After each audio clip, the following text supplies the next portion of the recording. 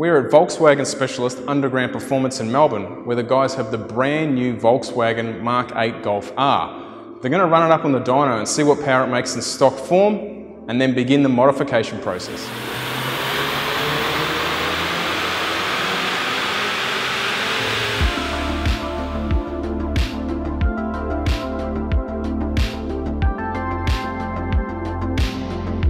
The 8th generation Volkswagen Golf R has just landed in Australia. European vehicle specialist Underground Performance were quick to jump on one. We've covered some of their previous Golfs through their R&D phase, and this car will be no different. With a bump up in power over the outgoing Mark 7.5, we were keen to see what the new Mk8 all-wheel drive Golf R puts out in 100% factory stock form. And by the end of the day, the team had already begun the modification process. Did the last model have all this different colour stuff going on? I think the last one had some like ambient lighting options that people could kind of hack in and change, but this one seems to be themed around what mode you're in. So here we can look at all the drive modes. You've got your Eco, Comfort, here the exhaust shut, Sport, for some reason it defaults to that when you turn it on, Race, and then you've got a few options here which are quite interesting for people. You've got your Nürburgring mode, so obviously green for the green hell, and it actually softens the suspension but puts everything else to attack. And then the final mode is drift, which everyone's quite excited about. Obviously you've got your disclaimer there. Gee, I'm surprised they allowed that into Australia. Normally... Well, funnily enough, with the Focus RSs when they came out, yeah, Ford were actually selling them as second-hand cars, so they weren't seen to be selling new cars with drift mode. But for some reason this has got through. It sends power to the outside rear wheel, yeah, because it has a splitting rear differential now. So apparently it's a lot of fun. Car's a bit new, I haven't done it yet, but I am looking forward to seeing what it does. The differential is different in this one? Correct. So these are usually front-wheel drive bias cars, and then it would send power back if traction is deemed being lost at the front. Now it will send 50% to the rear, but of that 50%, it can send 100% of it to either rear wheel. Yeah. I think you get the drift function, but in a corner, the old Golf R, you'd turn in and you'd feel the back lift and have to back off to settle it. Whereas now, this car just corners flat. You can just full confidence go around the corner.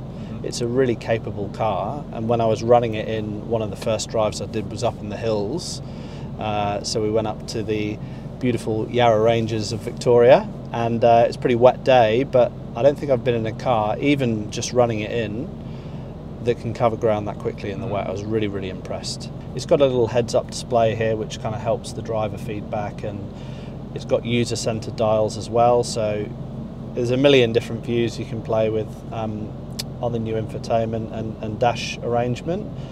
A lot of people are finding it quite fiddly. I really like it. I think it just kind of gives you a few more options, and like most things, you own it for a week and then you learn all the shortcuts. Yeah, exactly. But there are a few little weird annoyances, and there's a bit of cost cutting going on, so... this was the piece of plastic you were referring to? Yeah, I'm not really sure what they were thinking. It's like a weird... It's like it's trying to be carbon fibre, but it's not. Hydro dipped. I mean, that's not great. I mean, I think I'm going to rip that out, paint it or wrap it. Kind of lets the interior down a little bit. Everything else is pretty nice. Steering wheel's really nice. You've got these strange kind of touch controls where you can press them half and full and it will do different things, or you can sweep to change your volume. And I think it's a nice upgrade over the outgoing model, and despite what a lot of people say, I think it looks great. The styling changes. I know it's a bit polarising, isn't it? But most new models are, aren't they? I think it's the trend-setting pattern that a lot of manufacturers are going into now. I mean, look at the new M3. Yeah. People saw the front of that and didn't really know what to think, but it's grown on people. I like to think that this will do the same thing. There is a certain angle from the front where the car doesn't look that attractive. So I've named it Mr. Burns because it has that kind of look to it, little creepy eyes on the front, but direct on and the rear, it looks fantastic. Definitely an upgrade for me, because I've been looking at Mark 7s for the last 8 years, so it's refreshing. Not to say that the previous model isn't a really handsome bit of kit. So now the reason we are on the dyno is you're actually just sort of trying to finalise your run-in procedure, aren't you? Well, I am. There's a lot of school of thought to how to run in an engine, and I would not want to challenge anyone on their method, but for me, definitely haven't been babying it, but I haven't been thrashing it either. So I've been keeping out of kind of high RPM, keeping it under 4,000, loading it up a little bit without lugging it and trying to bed the rings in. So I've done some varied driving, going up and down through the gears lots, and then towards the end of my cycle at least, I've been exploring the upper rev ranges but without load and letting it coast all the way up to kind of 6 touching 7 and then come down with lots of vacuum, which again helps the rings bed in. So we are where we are, and I think today we might even give it a bit of a hit on the dyno and get a figure out, because I don't think I've seen a figure come out in Australia for these yet. There's not much we can do in terms of logging at the moment. There's a can lock on the OBD, so it's going to be hard to extract information, and they're certainly not tunable yet either. But we'll put a boost tap on and we'll try and plot something on the dyno so we can at least see what the boost is doing, and it should be an interesting exercise because I think these feel like they have a lot of potential. Yeah. So you were saying big change on this, it's running a different turbocharger? Yeah, so the previous generation had a habit of popping turbochargers. Even standard cars were doing it, but definitely if you put a decent amount of boost and some mileage or abuse, they just let go. And part of that was because they have a Teflon seal on the inside. The compressors go off balance, they catch, they crash.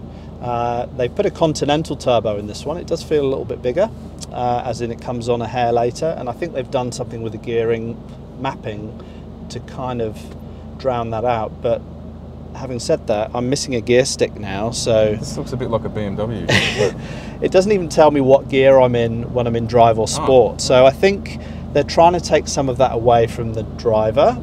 Obviously, get it into your sport modes, like race or that's a pretty basic looking tacho too, isn't it? It is, yeah. A bit of a sliding scale there.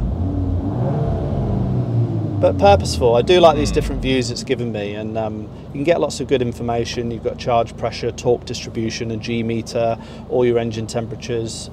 As a driver, I quite like it. It's giving me lots of information that I'd usually have to add an extra gauge for, or do some logging to find out. So I think from that sense, it is an upgrade. And another difference is there's no port injection.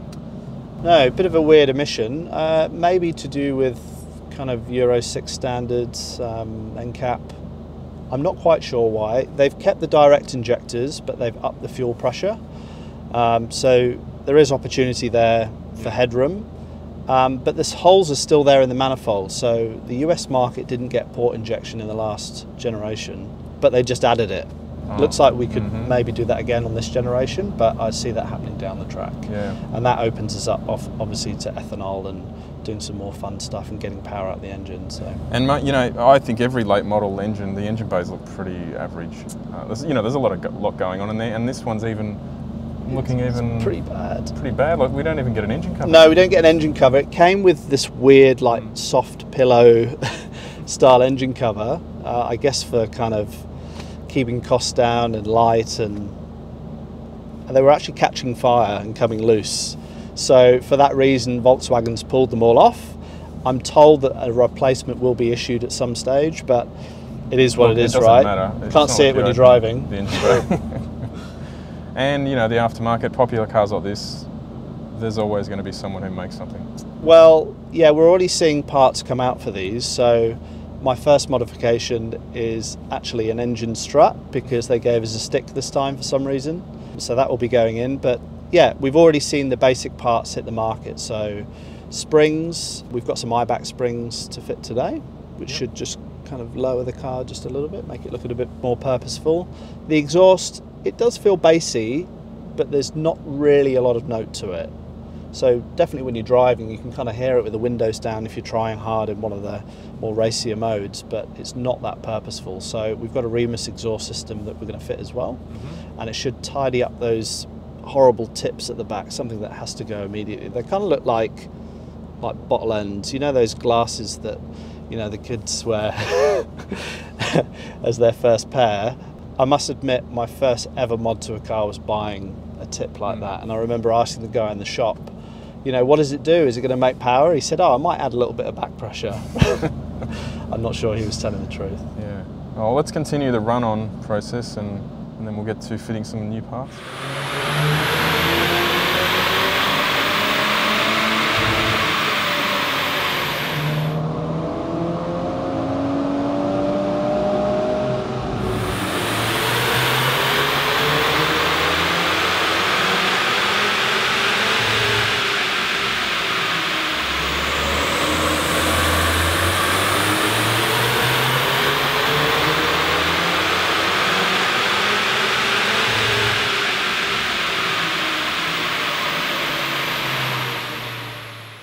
Alex, just before we ran it, you said, if this can make 200 kilowatts, this will sell cars.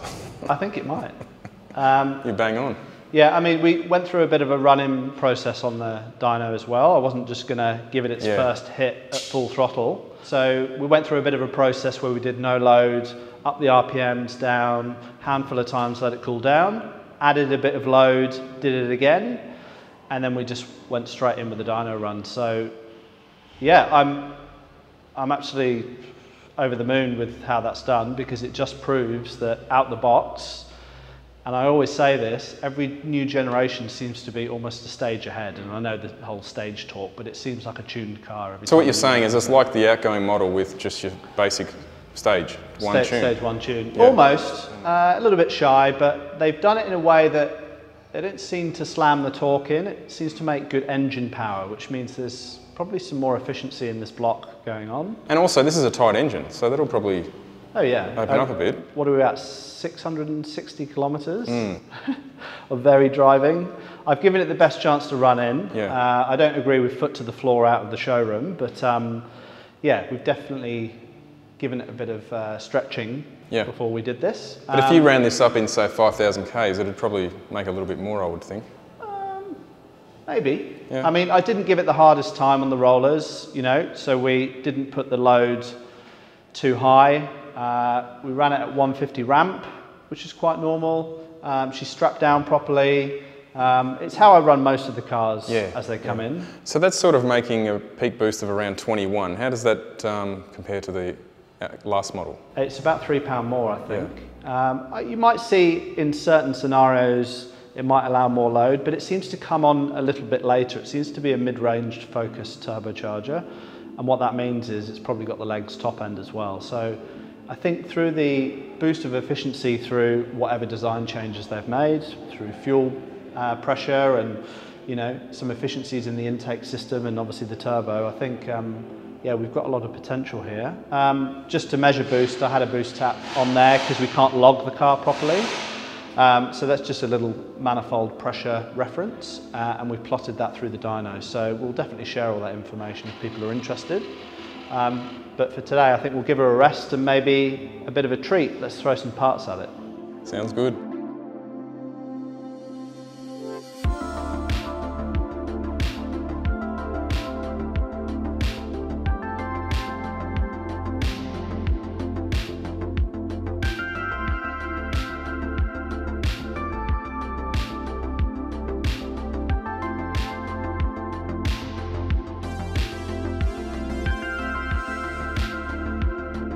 So we're just fitting this new Remus exhaust.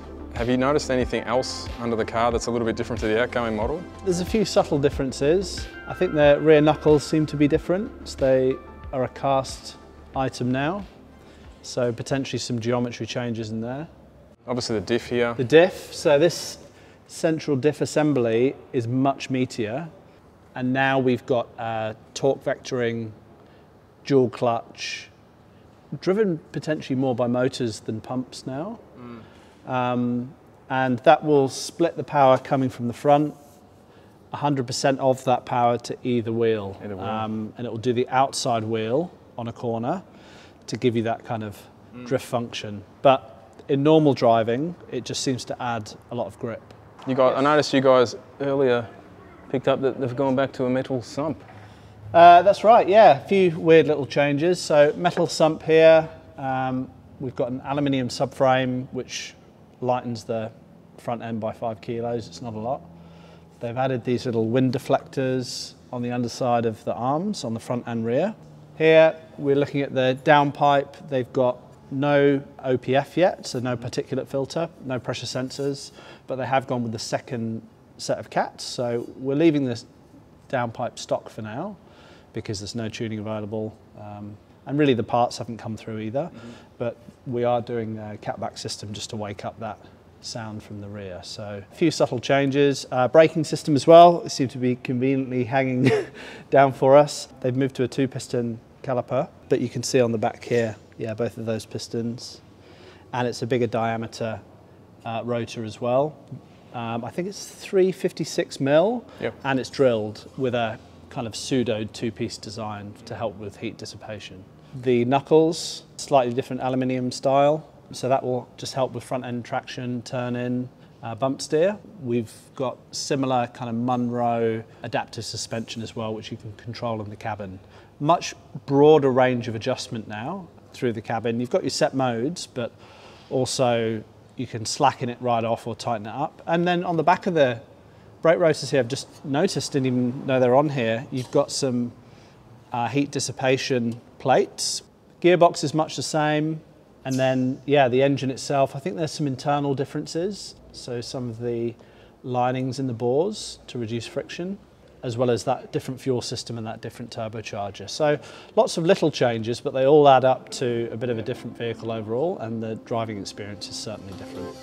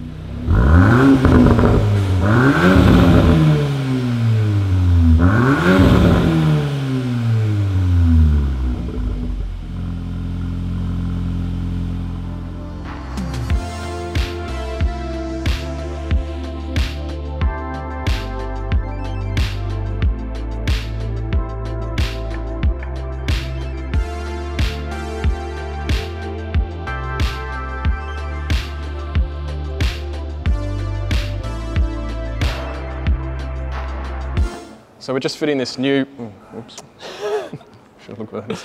Blooper.